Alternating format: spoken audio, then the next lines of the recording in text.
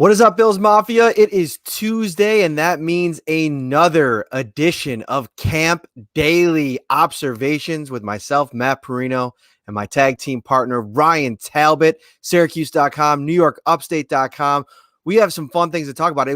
It's funny. I thought today might be a little bit of a lighter day going into tomorrow, which is kind of a super light day before Thursday, which they're almost, it seems like, treating like, game day, if you will. It's going to be a scrimmage day, and we'll probably have a lot to talk about from there, but there was a lot of things happening out at One Bills Drive today, Ryan. Oh, absolutely. And it sounds like it was Stefon Diggs Day out in Buffalo. It really sounds like this was, not that he hasn't made a lot of plays already, but this was the day where we really got to see that connection and why the Bills brought him in as their number one receiver this offseason. Without a doubt. And if you head over to the site now, you can read my observations now. I see Joey over here inject the Diggs into my veins, and that's exactly what the Bills did to the fan base today, because we were joking around on the sidelines, and it was like, if this was a game situation, Stefon Diggs fantasy owners in PPR leagues would be living the high life, because he was getting fed the football at a pretty high clip today. I think I noted 3 straight receptions on one 11-on-11 drill, and then later in practice, 4 straight receptions. Josh Allen was looking for Stefon Diggs early and often. And one of the things I wrote about, and I wanted to bring it up because I thought it was interesting when Josh really talked about the relationship that he's been building with Stefon Diggs. And he said it's going to take some time, because what he loved about last season and the way that he built things with Cole Beasley and John Brown is they spent a lot of time together in the film room as a group. You know what I mean? Going over, communication and just, what does Josh Allen see here? What does Stefon Diggs see here? And what they're going to be able to do in the coming weeks and months is come together and kind of get on the same page. And, we saw I think it was the video that was put out by John Scott and a few other people the other day, where Stefon Diggs was kind of talking to Josh Allen probably about what he was seeing out there. And then you saw he got a ball in stride. He kind of pointed back to him and in kind of approval. So you figure the communication process is playing out here. And today was just, I don't want to say the finished product, but it was definitely a big check mark, in the offseason protocol of Stefon Diggs and Josh Allen, because they were just in sync today. That's my biggest takeaway. Everything that was happening out there, it was deliberate. It was quick. A lot of, short stuff, just quick off the line of scrimmage, almost like we've talked about, Ryan, like put the defense on its heels right away, get the ball in Stefon Diggs' hands, let him work with it. And that's what he did so well today. I wrote that maybe the best play of the day came on, you go back and look at some of the really great intermediate throws that Josh Allen made last year, and I thought he was so good in that area. He made one to Diggs today where he let Diggs kind of, work his magic, run his route, get kind of in the soft spot of the zone. And, Tre'Davious White made a great break on the ball, and earlier in practice they were, the DBs were really working on, making that break and making a play on the ball, and he did his best and couldn't get in there and break it up. And Diggs with about a 25-yard gain, 25-yard gain there. And that's what you want to see. You want to see the offense start to catch up on the defense. And one of my biggest takeaways today was just observing it all, watching it all, and coming on the heels of Micah Hyde saying yesterday that this is one of the most competitive offense-defense training camps he's been a part of, the most competitive one since he's been a Bill. I thought that today was the first day in 3 years. I mean, I shouldn't say the first day. There's probably other days where the offense had a nice day in training camp, but the defense really seemed frustrated today. And that's got to be exciting, even for the players on defense, that, this offense is starting to reach a level where it can frustrate them. Yeah, absolutely. It's the iron sharpens iron thing that we hear about all the time from Sean McDermott. For all these years, we've said, okay, well, we know the defense is going to be great. But if the offense can catch up to that and they can have some great battles leading up to this regular season, and obviously throughout the season and practice as well, it's only going to make each unit better. And having a guy like Diggs that can win you those matchups, one-on-one matchups over and over, like you said, targeted 3 times in a row, one drive, 4 times another, and he's hauling them all in. getting that rapport down with Josh Allen in an offseason where there were no OTAs, no mini camps, all of that shortened training camp. It's huge. Just I can't emphasize how big this is for this offense if they can get on the same page now and carry that over into the regular season. Definitely. And I mean, there was also, some more notable performances today. I mean, I thought that, you know, while it continues, I mean, you can't get into how they split up reps. I'm trying to be careful here with how I say it. But, Matt Barkley, when he was on the field today, I thought he made a throw or two that were pretty nice. Jake Fromm had one drive of note where he led a field goal, a scoring drive. Made a couple quick completions. I thought that at times he looked pretty comfortable, but you could see with Fromm that there's still a little bit of hesitation with what he's seeing, progressing through his reads and trusting his eyes, which is to be expected, but he's a little bit slow. And I think that, there was 3 balls out of the 7 or 8 that he threw on the drive where I thought, that was a throw that, can get you into trouble as a quarterback, whether it be a throw that puts your receiver in a bad spot because of where you're throwing it, or just give them no opportunity to do anything with it. On one play, Isaiah Hodgins got popped by Cam Lewis, who one of the other big stars of the day, and it was on a ball that I just thought wasn't thrown well by Jake Fromm. So Gabe Davis this was probably the first day where Gabe Davis wasn't like a wow factor, but there was a lot of digs. They were really shuffling a lot of guys in and out of all the drills. I mean, I don't have to sit here and tell you any specifics, but we saw quite a bit of we saw some Robert Foster today, which I was surprised because still being in that red non-contact jersey, I was kind of surprised to the extent of things. I mean, it's so interesting how these guys progress through the concussion protocol, which stage they're in. I believe it's stage 4 or 5, right? Like when you can return to practice. And I mean, he obviously was wearing the red non-contact, couldn't be hit, but it was, there was one play where Robert Foster beat his man super deep. And I believe it was Josh Allen that just threw it up there and just overthrew him a little bit. It was kind of like it was clunky when him and his defender came into contact, and then he tried to break away. And I don't think it was so much a bad ball as it was they weren't on the same page. But so I think that you figure if Robert Foster in the next couple of days could get out of that red non-contact, maybe he can enter the mix here with the rest of the receivers. Yeah, and he almost needs to get back into it sooner rather than later because there's so much talent, so much depth on this roster at the wide receiver position that it's hard to envision how they're going to keep whatever players they end up with. I mean, do they actually go with 7 this year? They've been usually going with 6, but some of these players are definitely going to make that decision harder for the Bills. Definitely, though, encouraging to hear about Diggs's day, to hear that Allen and Diggs are kind of on the same page today.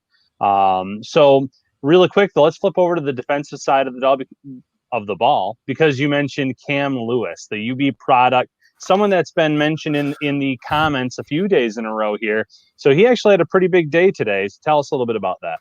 Yeah, he had a huge play, and it was weird because I feel like it was blown dead, and I don't know if it was Isaiah McKenzie made a nice reception. I'm not sure if the whistle came because of a potential sack, if somebody tagged McKenzie, but everybody in the field really let the play develop, and it went all the way through, and McKenzie kind of turned it upfield and started to break away, and all of a sudden you see Cam Lewis kind of come into your frame from standing where we were in the back of the end zone, and he comes in right behind him, pops the ball out of Isaiah McKenzie's hands, and the defense goes nuts. But he was just, I think, the biggest thing for a lot of these younger players is you just want to be noticed. And I think what happened today was Cam Lewis was around the ball a lot. He got, he was in on a couple plays where there was targeted receivers, and he held up, and he made a couple nice plays. And even when guys made catches, he made them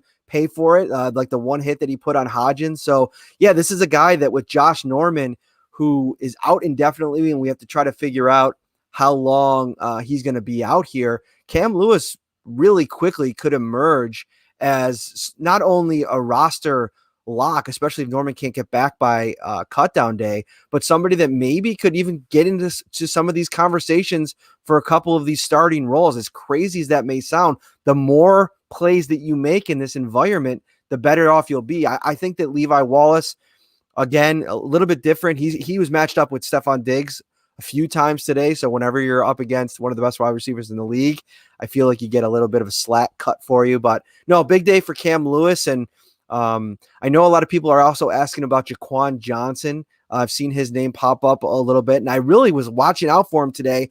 But it's just one of those things. If you're not involved in the play, it's really hard in this kind of setup, especially when they're doing thud up as opposed to actual live tackling. Maybe on Thursday, I'm really hoping to see if Jaquan Johnson can pop a little bit. But it's been Cam Lewis today that I thought was really, really excellent. Saran Neal, I thought, played pretty solidly as well on the defensive side of things. But overall, here's another note before we move on to the next topic, because I want to get to the fight. Whenever there's a camp fight, I feel like everybody wants to hear about the details of that.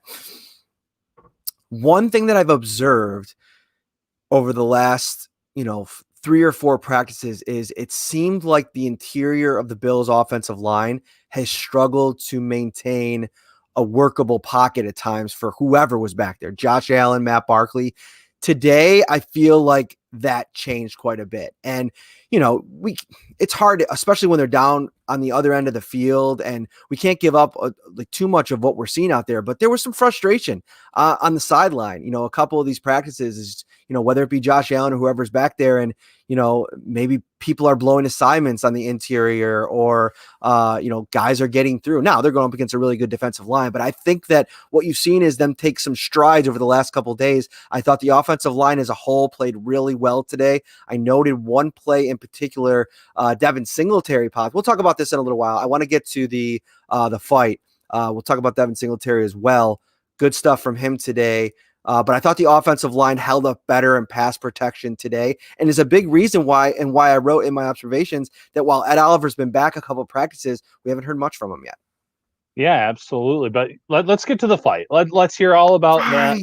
Yes! What led to the fight? What happened in the fight? Who was involved in the fight? So as soon as it started to happen, I was standing next to Joe B, and we were kind of, watching the one-on-one drills at the other end between the defensive line and the offensive line.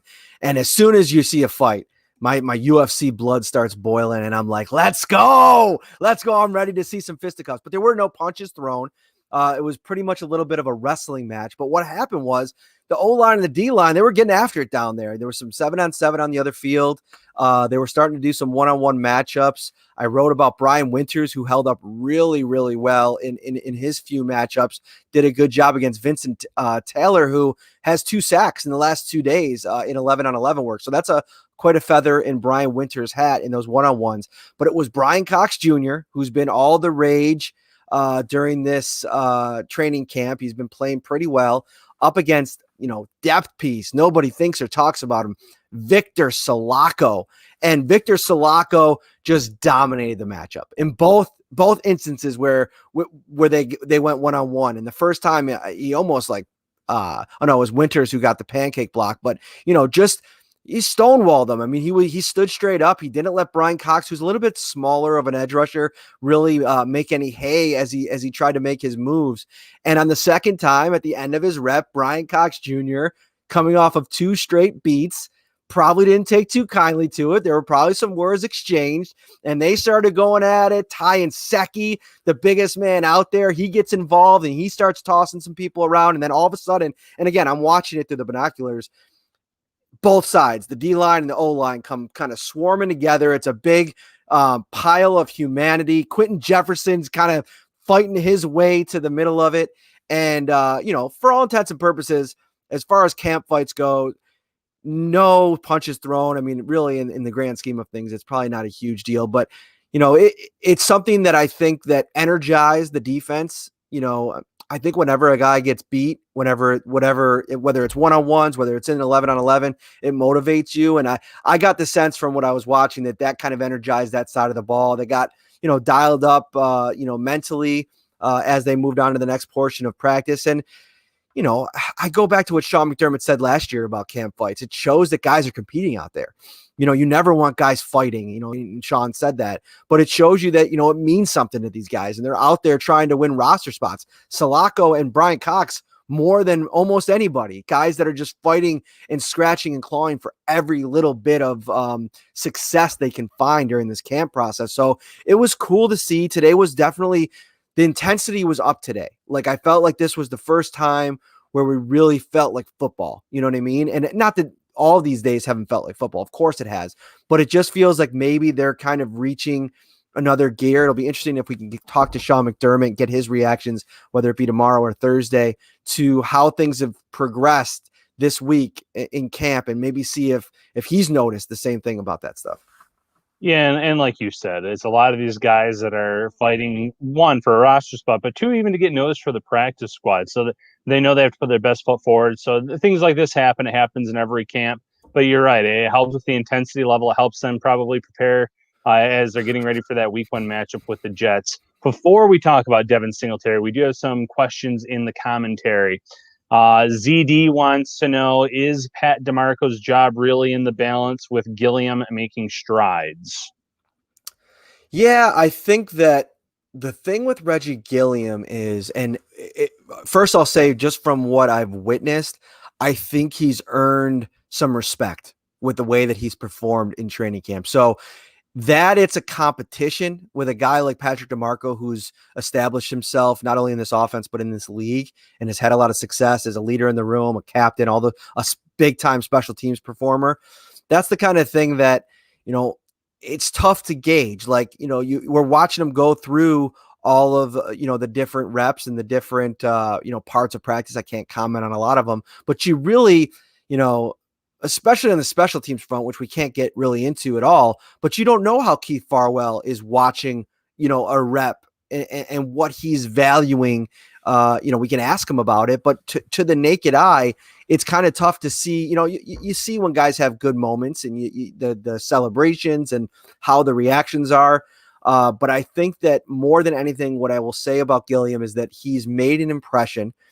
And now you have to ask yourself, are you willing to, Patrick DeMarco is not getting any younger. I mean, he's on, when it comes to how much longer he has here, Reggie Gilliam's got much more of a runway. And, if you read Ryan's story that he did, he was able to talk to his college coach, and Reggie, Pat DeMarco's 31. This is a guy that probably should have been drafted in most years. If he could have had a pro day, I think he would have probably gotten a better look. And now he's come and flashed not only, the athleticism and the ability to contribute as a pass catcher, but I think he's performed really well as a blocker. So yeah, I think Patrick DeMarco's job is certainly in jeopardy. The longer he is out, that the more reps and the more time that that Reggie Gilliam can get and kind of use that to his advantage to become more prepared if they're ready to hand over the job to him when cutdown day comes. So very interesting matchup. I think that, more so than anything, who's to say that if neck injuries are serious, especially for fullbacks, and I'm not sure if that was me and you, Ryan, discussing that or put that on a text thread, I think.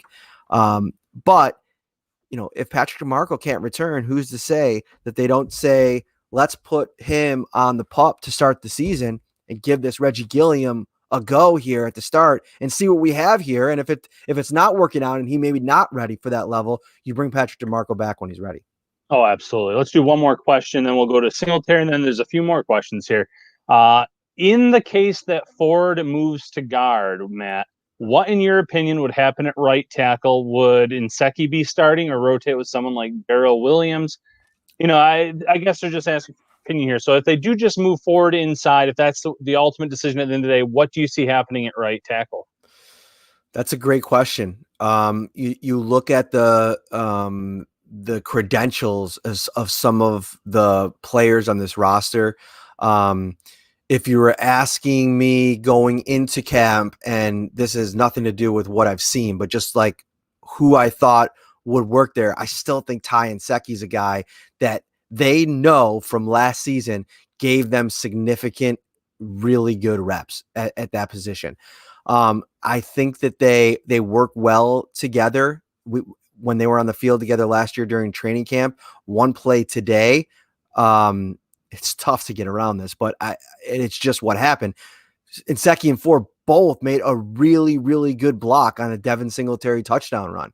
And it was, a lot of what we saw last year. I mean, Cody Ford's strength is as a run blocker. I mean, the guy is a mauler. If you get him involved on the inside, I think that you potentially could take that area of the game to the second level. So I think Ty Inseki, Darrell Williams was an all-pro at right tackle. I'm not surprised in the least that that's where they decide to play him. I'm not giving you away anything. I don't know where he's played and what group he's played, anything like that. But going into this thing, I will bring up the tape from podcast past. I said a guy that had all pro credentials at the right tackle position, it would not surprise me. In fact, I would anticipate that they would want to give him a look there. And he played right tackle when Sean McDermott and Brandon Beane were in Carolina. So I think that, it could be a platoon. That could be a possible option. I mean, they've been open to that in the past because anything that involves Ty Inseki, even if it's they want to go back to a platoon of Cody Ford and Ty Inseki, I struggle to believe that Ty Inseki can play 60, 70 snaps a game for 16 games and stay healthy. I think he's going to have a tough time doing that. And it's a shame too, because like we mentioned, when he's healthy, when he's right, he's as good as they can put out there. Oh, without a doubt. Now, you mentioned, though, big block on a Devin Singletary touchdown run. Let's talk a little bit about Devin Singletary's big day today because, Zach Moss has gotten a lot of pub, a lot of attention this summer, and for good reason. A lot of people liked him coming out in the draft, and Devin Singletary has kind of been flying under the radar. What did you see from Devin Singletary today? Yeah, so today was a crazy day, by the way, Ryan. I should probably let everybody know in on my little adventure to get my observation story published. The internet just wasn't working out there, and we have to go to our car, do the press conferences, and write in our car. There's not really a workstation out in the COVID world, and so I was just kind of driving around Orchard Park trying to find anywhere where my Verizon hotspot, my phone, would give me like 3 bars to get this thing going, and I just could not find it. So it was a real struggle. So I'm trying to catch up on some messages, some stuff on social media. So I apologize. But Devin Singletary was explosive today. He made a couple really nice catches, and I'm trying to figure out if I could say this or not, but I think I've really liked how both of him and Zach Moss have looked as pass catchers. And it's something that you go back to training camp last year, and I was really wowed then about how good Devin Singletary was out of the backfield catching the ball. So more of that today. He had a couple receptions when he was working as the running back whenever they were on the field for 11-11. And I thought that his touchdown run was really strong. I mean, 20 yards out, it was something that he wasn't really able to. I think he had one run like this last year, but it was to the left side. Correct me if I'm wrong. I think it was in the Giants game. I can't remember now, but it was when I think it was this game he got injured. And he had that one really nice run, and he might have been out at the goal line. But this one, nobody was bringing him down. He got all the way in, was able to score a touchdown, and he just looked comfortable. He looked like RB1. You know what I mean? Like I think we all went into this thing expecting, well, not all, but the majority of us. I think, can't say that. It's always like I'm going through my mind like a little checklist. Can I say this? Can I say this? Can I say this? No. Cross that out. So moving quite right along, but it was a really nice block by Inseki and Ford on the touchdown run by Singletary. One ball that. In the short game, popped off of his hands and straight up in the air, could have been intercepted. It wasn't.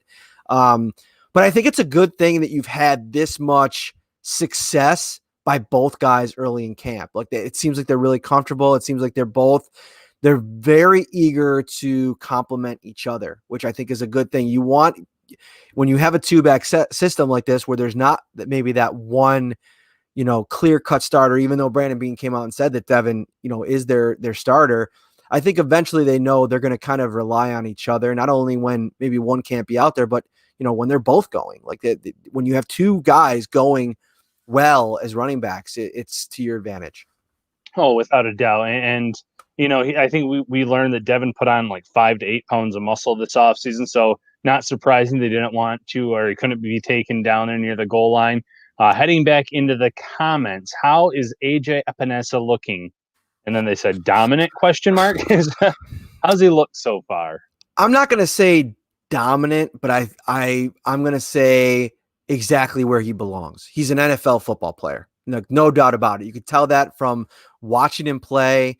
The reps that I have noticed him have usually been when he's winning.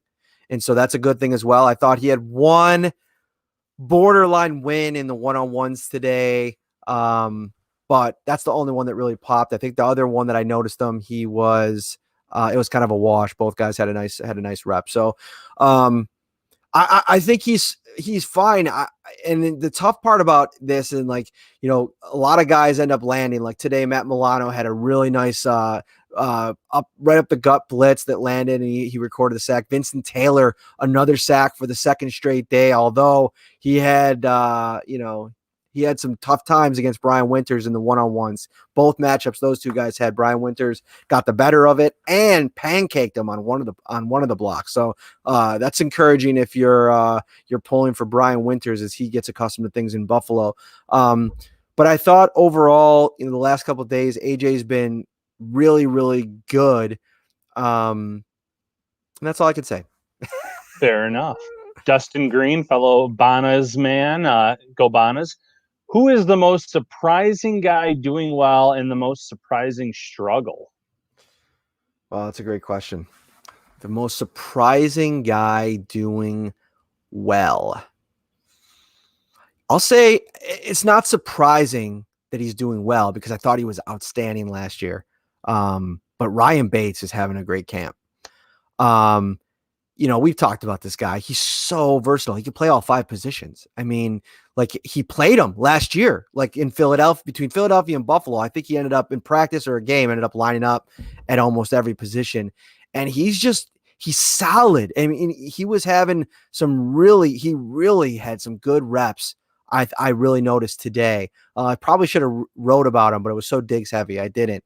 And I figure he'll continue to probably make an impact in some way, but that's a good thing because he's a very, very important depth piece for this offensive line. You figured John Feliciano out of the mix, you could send Bates could be your utility man. I always used to watch this baseball bloopers video back in the day, and there was this shortstop. I think that was his original position. His name was Jose Akendo. He played for the St. Louis Cardinals, and the blooper was he literally played every position in a game one time or something, or a series.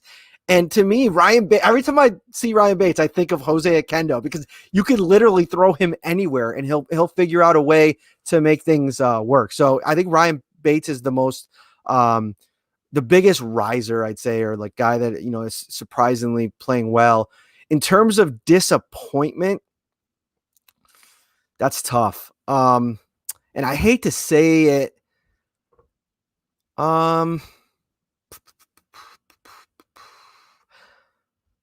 there's not a lot of disappointment to go around. So I'll use this one and I'll say, no, there is one. I was going to say Ed Oliver because it's been kind of a slow grind here as he's come back from the injury, but that's understandably so. I mean, he's coming off a little bit of a hip soreness. I wouldn't expect he would be at full bore, ready to go. I think Thursday will be a big day for him. I'm going to say Trey Adams.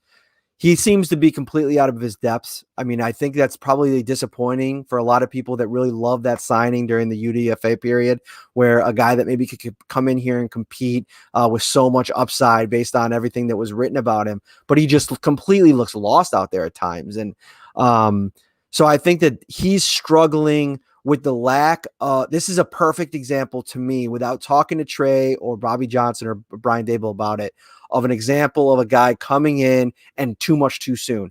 No rookie mini camp, no OTAs, no mini camp, all virtual for 3-4 months and then hit the ground running and show us what you got. I think that losing out on those reps really has been hurting Trey Adams. And yeah, that makes sense.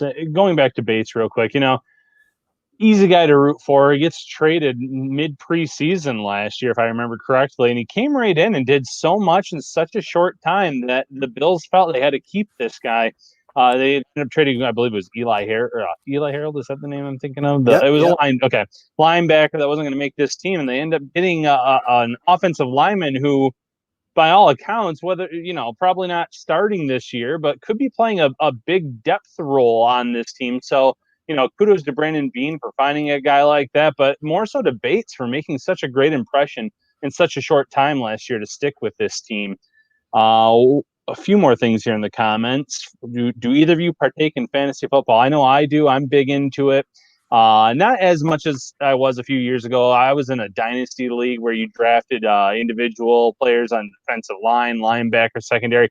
That became a little bit too tedious for me, a little, hard to do all that research, but still like to do a few leagues, mostly though the defense, special teams, just to kind of simplify a little bit. What about you, Matt? Do you partake in fantasy football?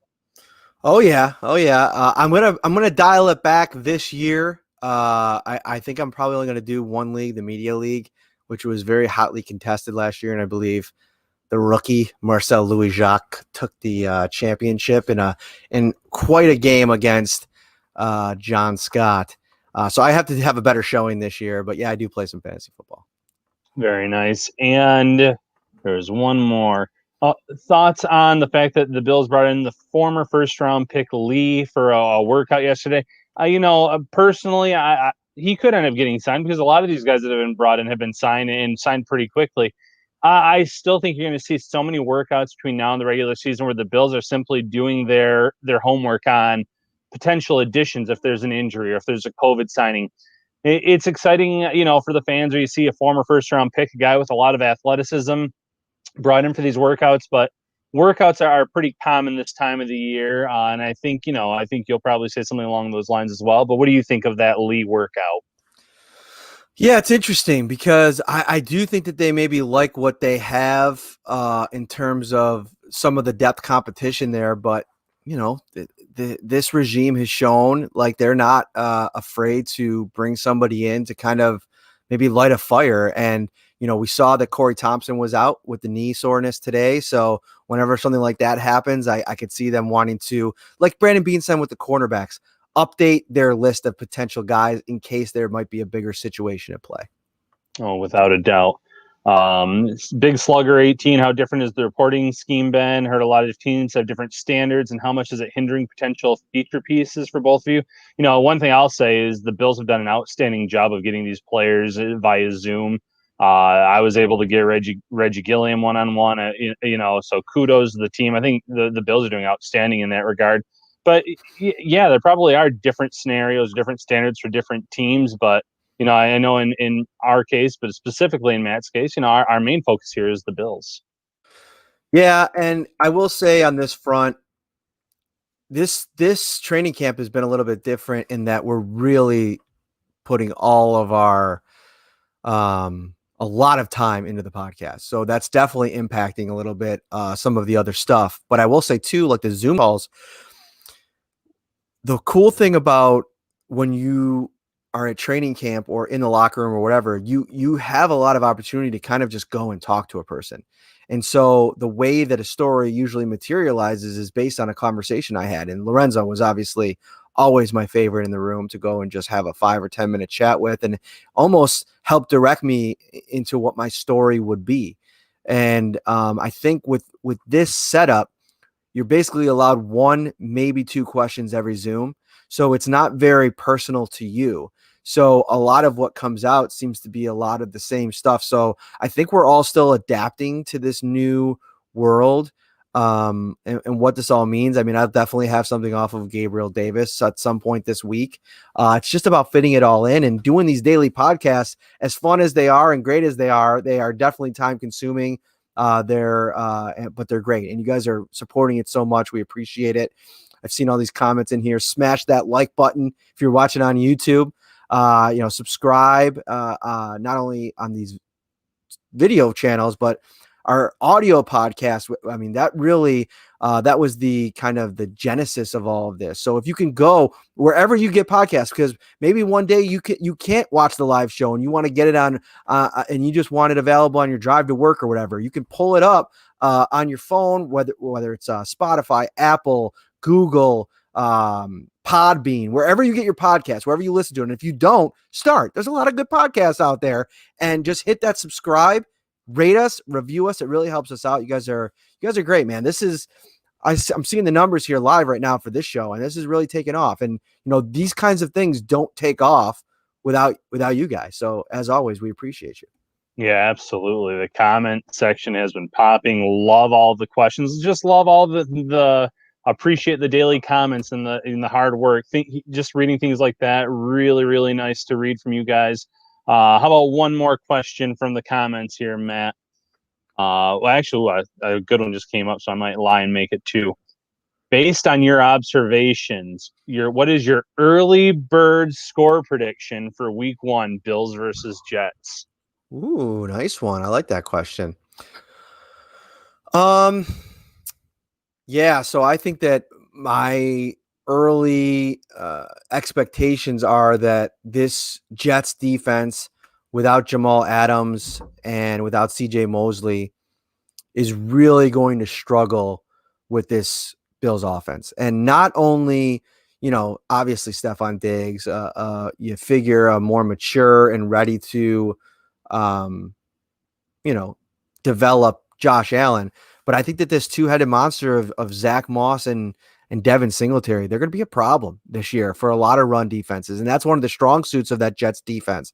So I think that if the Bills can get to that week and establish, implement a game plan and then establish the run and really out physical the Jets, I think they win. I think it's going to be home opener, even maybe without fans. I think the Bills put up 30 in this one. I think it's going to be 35 to 14 Buffalo. The Bills defense, puts the clamps down on Sam Darnold and company, and it's a blowout. We'll see, though. We still got a couple weeks to go, so that's not my final answer. So come back and see in a few weeks. As the blood pumping, though, 5 TDs from the Bills. Woo, I think that would have a lot of fans excited. That might be just me talking on the heels of a Stefon Diggs 9 to 10 reception day here in Orchard Park. Maybe that's and what's interesting though with the Jets, although reportedly the offense had a very good day today, is two of their I don't want to say their top receivers, but two of the guys they're expecting the most out of this year, Parrino and Mims, were both held out again today. There's some stuff going on there, so that's less time for them to get prepared for Week 1 in that matchup. So you're going to probably see a heavy dose maybe of Jamison Crowder Week 1 and some of these guys that maybe weren't on your radar for the Jets. So that obviously works in Buffalo's advantage as well. If some of these top receivers of Sam Darnold's, and top receivers I say in quotes because that's not exactly a promising trio, even if they're all healthy compared to what the Bills have and some of these other teams. But yeah, it's encouraging to see that the Bills, though, are firing on all cylinders, and that they might be able to take advantage of a Jets team that's already a little bit banged up at wide receiver.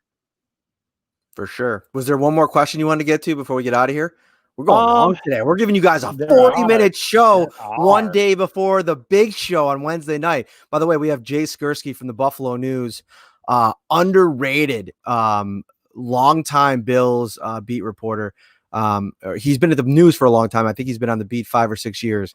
But he's going to join us tomorrow, man. Definitely tune in. He's as plugged in as anybody. He knows his team in and out. And he put out his 53-man roster projection a couple days ago. I put out mine a week before that. So we'll dive into both of those a little bit and see how our opinions maybe have changed a little bit over the course of camp. Yeah, there's just one other question about tight ends. How many do you think they carry? And I think a lot of that obviously goes down to Tommy Sweeney's health and then what they're thinking. But what do you think? How many tight ends does this team carry? That's an interesting question. I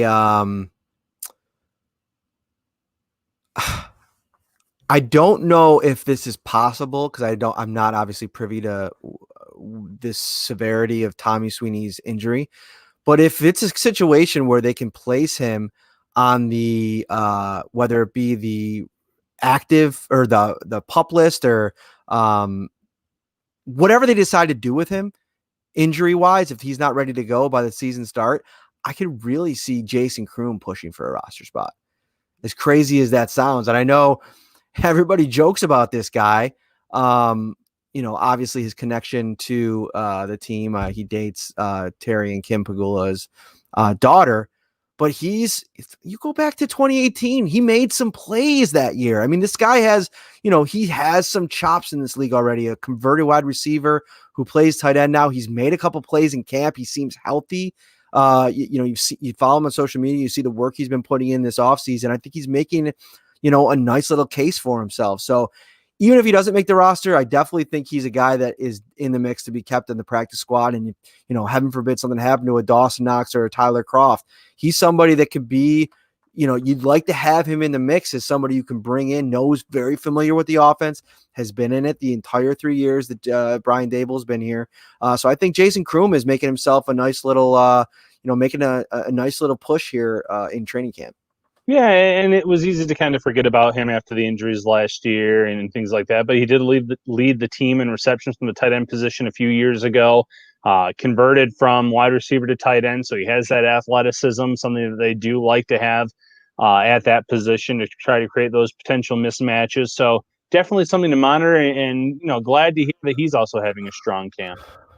For sure, for sure. All right, guys, we are going to get out of here. 41 minutes in. This has been a great one. I hope you've enjoyed it. Like I said, subscribe, rate, and review wherever you get the podcast that brings you this lovely face, Mr. Ryan Talbot. Look at the shine coming off of that dome. Freshly shaved. Is it freshly shaved? It is actually. Yeah, I always have that little hairline come in, even with the razor. It is what it is. Well, you look great, man. I had to update your picture in our little standstill promo image because you just keep losing all this weight. And I'm like, we want to be true to real life here. And so great stuff as always. We will be back tomorrow night, Jay Skursky, 8 p.m. We have a light practice tomorrow, but we'll bring you all of our initial training camp week and a half thoughts and ideas, and we will see you then. And then big day Thursday. Have a great night, everybody. Night.